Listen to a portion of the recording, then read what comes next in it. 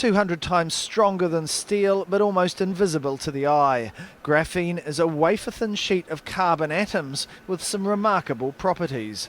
It conducts electricity, and when it's printed onto plastic film, it's a flexible and cheap alternative to silicon and metal-based electronics.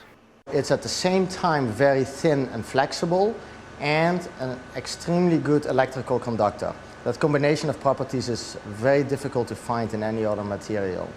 And electrical conduction is important as a building block for many of the applications of graphene. The European Union's spending $1.2 billion over 10 years on research into graphene, a clear sign of its enormous potential.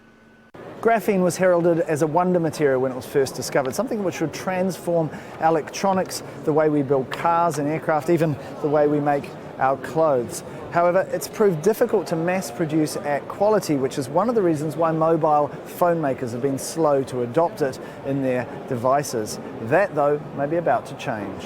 Whether used as sensors in gloves or for printed electronic circuits on flexible film, experimental applications for the material are being demonstrated at this year's Mobile World Congress, and phone makers are interested. Some are doing their own research.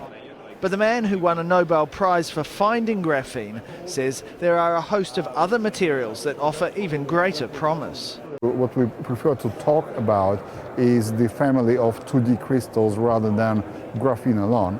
And collectively, they hold much more power than only graphene, because where graphene cannot do something, so there are other materials which come instead. And I think that the future is really in the collective usage of those materials in combinations. The next generation of electronics may be the focus here, but in the years ahead, these one-atom thick materials could see scientists completely re-engineer our material world. Tarek Bazley, Al Jazeera at the Mobile World Congress in Barcelona.